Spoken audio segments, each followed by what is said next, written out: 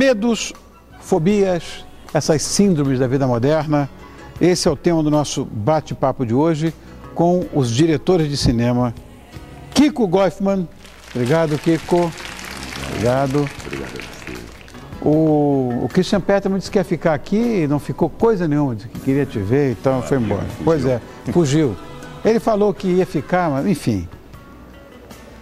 Jason Ferreira, outro diretor de cinema, e o ator Ulisses de Santi.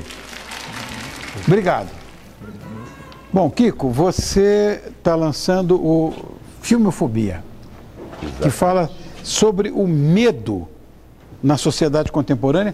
Por exemplo, se aqui tiver uma cobra, todo mundo vai sentir um certo medo. Vai ser claro. Mas se tiver uma revista com uma imagem de uma cobra, só o fóbico que vai se sentir Exatamente, exatamente. Isso é maluco, enfim. Cinema é uma coisa de tanto sacrifício, rapaz. Opa. Eu já produzi cinema. Meu Deus do céu. Olha, eu vou dizer, eu te considero que é você também, que é uma maluquice. Então, Filmofobia, Kiko está lançando, e o Jason é diretor do curta-metragem Vida, que aborda um tema que hoje é coisa mais, só muda de endereço, depressão. Verdade. Muita gente, médicos, inclusive amigos meus, gente que eu respeito, não necessariamente psiquiatras como o Franklin, que acabou de sair daqui, que é um psiquiatra de primeira grandeza, mas outros médicos que não lidam exatamente com esse tipo de atividade, mas que dizem que essa é a doença do século. Sim. Eu me assusto com isso. Como é que surgiu a ideia do filme? Por que você decidiu, de repente, abordar um tema desse? Na verdade, o Vida, ele faz parte de um projeto chamado Pensamentos Filmados, que surgiu da reunião de alguns atores, e esse projeto ele visa discutir as sensações e sentimentos do ser humano, e como cada ser humano lida com as questões dele internas. Então, existe muita informação sobre a questão patológica da depressão, mas o acesso a se chegar a essas informações, lógico, existe internet, mas o ser humano aceitar, eu tenho depressão. Na verdade, falta muito diálogo. As pessoas, elas não... Tem e não sabem. Elas têm e não sabem, elas não querem lidar com isso, é só eu que tenho isso, então eu não vou olhar para isso. Então o projeto e o filme, ele propõe um diálogo sobre. Simplesmente que as pessoas assistam o filme e que elas possam conversar. Nossa, e é a reação que a gente tem. Nossa, eu tenho uma prima que tem isso, eu tive isso, eu acho que eu tenho isso, eu não sei lidar com isso que a minha irmã tem. Então, o filme é rico e eu fico muito feliz, assim, todo mundo fica feliz por ele trazer essa... Mas, Jason, sabe de uma coisa? Eu acho que isso já tem um certo preconceito em relação a essa história da depressão. Porque eu sei que é um problema semântico, mas quando você fala depressão, as pessoas pensam na tristeza, não é isso.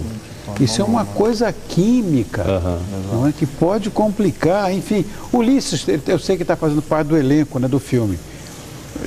E com toda certeza, como ator, você teve que encarar alguns medos teus, né? Sim, nessa filmagem, né? Foi uma experiência muito legal. Eu posso dizer que eu sofri de depressão também, então é uma coisa muito próxima de mim.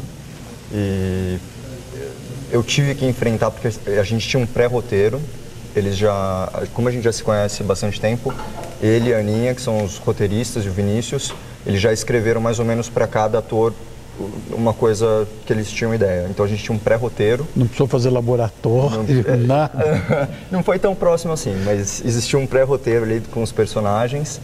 E aí, durante uma semana de ensaios, nós simulamos a reunião, que é retratada no curta. E durante essa semana de ensaios surgiram muitas coisas dos próprios atores que foram agregadas a esse roteiro. Então, e é muito engraçado, porque a gente também estava no Festival de Brasília e ninguém se conformava que o filme era ficção. Todo mundo tinha certeza que era um documentário.